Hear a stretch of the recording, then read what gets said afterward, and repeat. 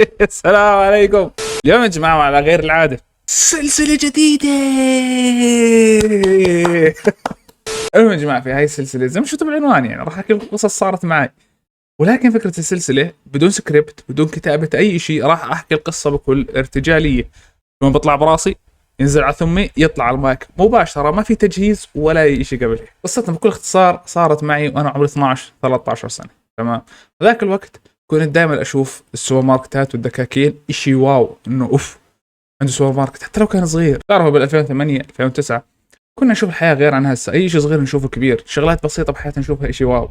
لذلك أنا كنت أشوف أي شخص عنده سوبر ماركت لو كان مكلفه $3 أوف واو لازم يكون عندي زيه. فيا جماعة قررت قرار كثير قوي وأنا صغير، فشو أسوي؟ لازم أجمع مصروفي ما أصرف منه ولا إشي. مصروفي كان كلب، كان مصروفي يمكن 10 قروش 15 قرش أو ما يعادل كل أسبوعين $.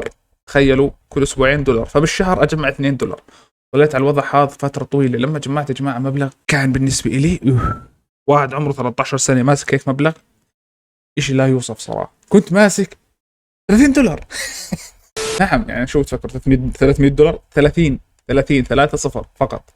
فشو سويت يا جماعة؟ أول إشي فكرت فيه قلت لازم أفتح إلي سوبر ماركت.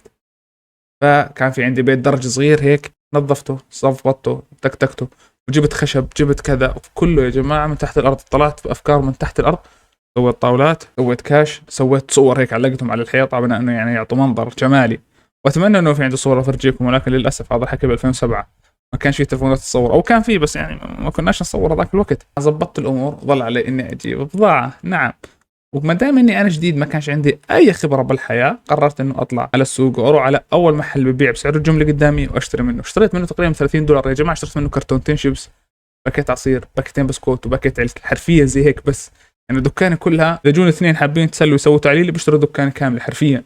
ولكن يا جماعه الحمد لله زبطت الامور، تكتكت الوضع، حطيت عرضت البسكوت، باكيتين البسكوت وكرتونه الشيبس باكيت العصير، عرضتهم كلهم على الطاوله ام الشلن. والان حانت فتره البيع، لازم ابيع. كيف بدي ابيع؟ اول شيء لازم اسوي تسويق. كيف التسويق يا جماعه؟ ما خليت ولد بالحاره الا قلت له تعال عندي دكانه، تعال عندي دكان، تعال عندي دكان تشتروا منها. شوفوا سهولة البيع، بتجي بتطقع بالدكان بفتح لك بتشتري بتروح. شو الإعلان الخرا. وعلى غير العادة يا جماعة الإعلان نجح. صرت أبيع باليوم ما يقارب $3-4 كل يوم، وكل ما أجمع $10 $15 أجيب باكيتين شيبس، 3 باكيتات شيبس، باكيتين بسكوت، 3 باكيتات، باكيت عصير.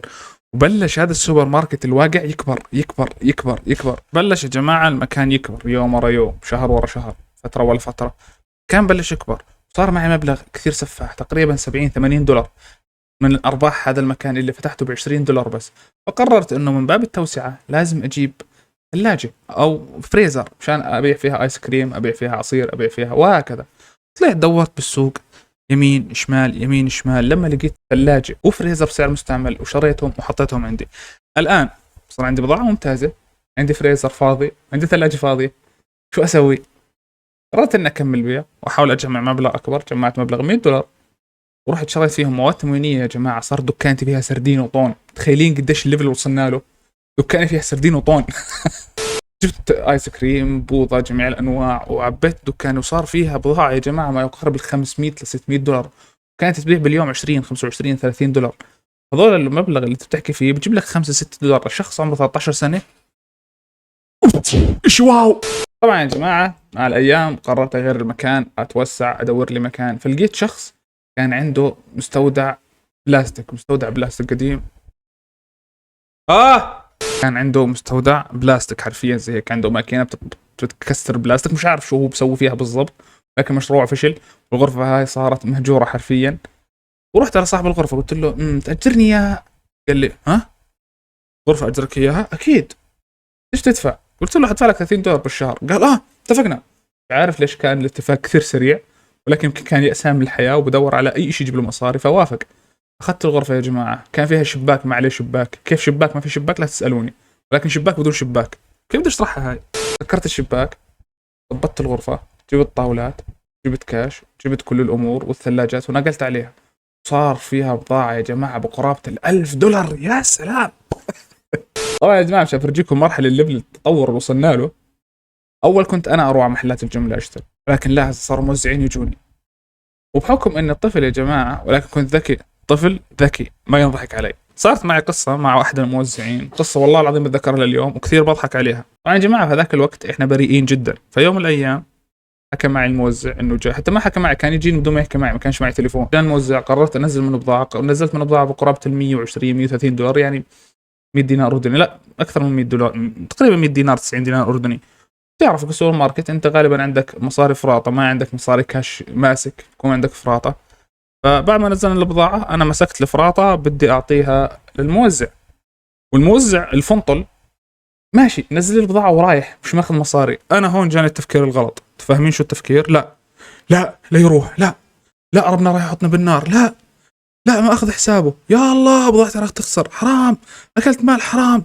وانا اركض ورا الزلمه يا جماعه وهو ماشي بالسياره هيك، وانا عمو عمو عمو اركض وراه ولا رضي يوقف يا جماعه، والله العظيم ما رضي يوقف. رضت وراه مسافه يمكن 2 كيلو ما رضي يوقف. انا هون شعرت باليأس، شعرت اني اكلت مال حرام، اكلت مال يتيم، شعرت اني راح افوت على النار شلاليت. كان عندي درجه خوف لا توصف والله العظيم، ولكن هذا الاشي كنت مبسوط، حاليا انا مبسوط فيه. ليش؟ كنا بريئين زمان. انا يا جماعه رجع لي الزلمه، اعطيته مصاري والامور انحلت وكنت اسعد واحد في الدنيا. بعدين فتره يا جماعه صار يجينا مبالغ من هاي السوبر ماركت، ولكن فيش مجال التطوير، خلاص انا وصلت نحكي التوب ليفل بالتطوير. فشو قررت؟ قررت اشتري لي تليفون. نعم يا جماعه الخير، شريت تليفون N70 اسمه، ما بعرف هيك اسمه، ان شاء الله انا الاقي له صوره على جوجل احط لكم اياها. كان سعره تقريبا 140 150 دولار، متخيلين هذاك الوقت؟ بس انا بشتريه بتفلتين مش 2 دولار، تفلتين ما بشتري التليفون. هذاك الايام يا جماعه التليفونات كيف كان نظام فحصين؟ تفتح التليفون من ورا بتشيل البطاريه، ميد ان تشاينا لا كلب، ميد ان هنغاريا او فنلند مش عارف شو الدوله، اوف سفاه. تطلع على البراغل على الجوانب اذا مش واضح عليهن علامه فك، هذا جهاز الاحلام، هنغاريا مش مفتوح، اوف. طبعا انا نزلت على السوق بصفه المطنوخ، بصفه الملياردير، انت فاهم؟ ذاك الوقت والله يا جماعه ما كان الناس معه التليفون هذا، وانا كنت محقق توب ليفل، توب اماني الي، انا معي N70 واو. يا جماعه التليفون هذا كان عليه لعبه تزحلق على الجليد، اقسم بالله يا انها سيئه ويا انها تافهه بشكل لا يوصف. ولكن لما اروح اداوم على المدرسه اعطي الطلاب يلعبوا على تليفوني، وكل جيم تقريبا دقيقتين 3 دقائق كنت اخذ عليه شلن، يعني كل 20 جيم بدينار، الدينار تقريبا دولار ونص، فاطلع باليوم دينارين، دينار و70 قرش. شو اسوي فيهن؟ كان في عندنا تغذيه، وزعوا علينا تغذيه فواكه، اشتري حبه الفواكه بشلن، فاروح على البيت بليره ونص معي 4 كيلو موز حقا بالسوق 5 ليرات، مخ تجاري يا سلام. وبتعرفوا يا جماعه اي مشروع بالحياه له بدايه وله نهايه، والنهايه دائما بتكون سيئه وحزينه اذا انت بطلت تهتم. فانا فتت في عقليه مليونير، عقليه مطموح، بطلت اهتم بكثير.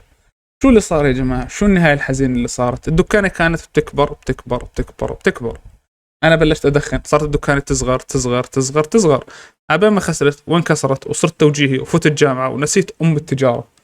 بس طبعا يا جماعه هاي اول قصه، ويمكن اتفه قصه تصير معي بحياتي. ليش قلتها لكم؟ مش عارف، قله محتوى، لانه محتوى الجيمنج كلب ابن كلب، بتعب عليه بالساعات وبجيب لي 100 مشاهده. فاتمنى ان الفيديو عجبكم، اتمنى انكم ضحكتوا وانبسطتوا. ودائما تطلعوا من هذا المقطع يا جماعه لا تنسوا تخلوا اثر لكم باللايك وبالاشتراك. اتمنى اشوفكم المقاطع الجايه، عندكم اي افكار حطوا لي اياها بالكومنت. كان معكم ابو العز، السلام عليكم.